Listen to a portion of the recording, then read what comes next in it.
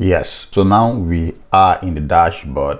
We've been able to install the WordPress, but I'd like to take you through the basic dashboard of WordPress before we begin to, walk around building the website with WordPress. WordPress is a software. It is also called a script that will help you to build your website. So if you go to this place, this is the post area. The post helps you to add posts, categories and tags. We are going to discuss that eventually when we go in details into this. This is the media. This is where you upload every file, audio, video, whether graphics and every other file that you want to upload to your website. Basically, you'll be using this feature when you are adding media files like pictures or infographics into your post. Then pages reflect most of the pages that you see on most websites. For example, let me show you a website. So this is a website, it's still loading. And if you look at this place here, home, hosting, and all of that, all these are pages and all of that, right? So this is what helps people to navigate your website. They want to see the kind of things that you have on your website. It's more like a pathway to your website. And so Google likes you to create pages and categories so that they can understand what your website is all about. And with that, they also know that your users will not be confused when they come to your website. So it's important to create pages the right way. And you can also place categories on top of your navigation bar, right?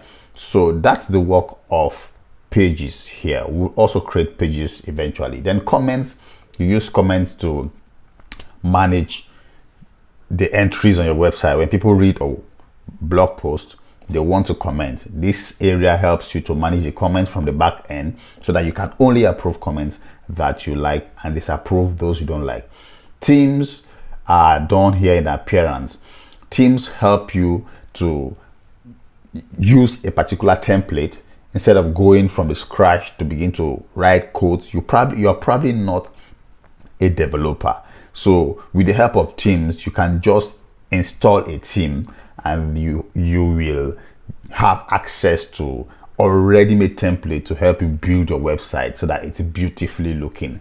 Now, this website is not beautifully looking. If I visit the site here by clicking on this place, you will realize that it looks very funny. This is the default theme and nothing is here. It's saying mind blown, a blog about philosophy. We don't want this website to look like this, and we will use the theme feature to import a theme that will help us to build this website. Then plugins are very important. They help you to perform specific tasks.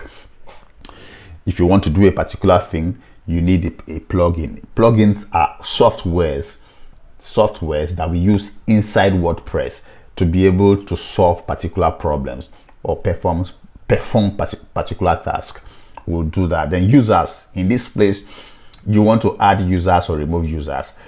Users are people that you give permission to collaborate with you to work on your blog. There could be moderators, there could be authors, there could be writers, and all of that. It depends on which user and user level that you want to add to your blog.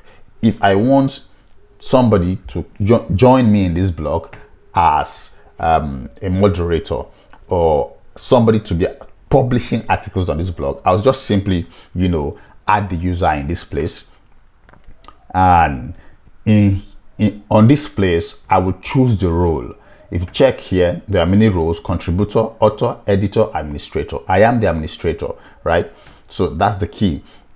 So if it's an author, it means this person has the authority to be publishing content on your blog, and you're going to create a password for them and a username to be able to access this blog and publish content. And that is the much they can do based on the access you've given to them. So it helps you to manage your blog with different people and not necessarily doing all the work yourself as an administrator.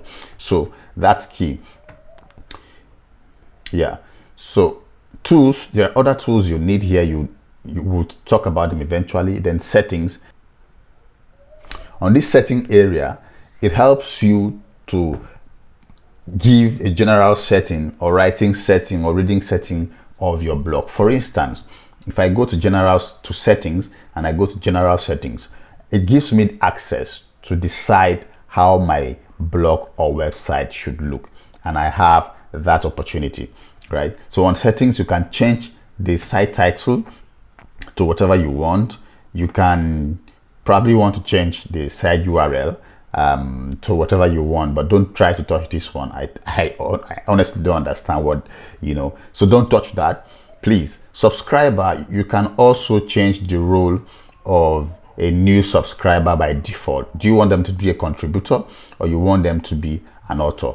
That is for you to choose. Then membership, if this were a membership site, we could say that anyone can register, but well, it's not a membership site. I presume that you're building a blog. Then date format for your blog, you can decide to choose which date format you want in case you publish an article. Do you want it to appear as November 27, 2022 or in other date formats, right? You need to be careful with all of these. Do not change what you don't know, especially this area. You can change other things. Then in settings too, you can also change stuff like writing, reading, and all of that. But what we are going to change now in this place is permalinks. You can also change privacy. Permalinks helps you to know how your post will be displayed. The URL of your post will be displayed in this area, right? So we want to make sure that our post appears with the post title in front of it. So if you come to this permalink structure, remove it from this date and time to post name. Post name helps you to publish post, and once you publish post, the post will show with the URL, that's the domain name, and then the post title. That's what makes most sense. It helps Google to understand what the post is all about. So just click save, and that's it. Basically, that's all you need to understand about WordPress. As you continue to add plugin, this area here will be populated with more items, and you will know the items that you will use because you'll probably be the one to install the plugin. Thank you, and then in the next class I'll show you how to start to build your website.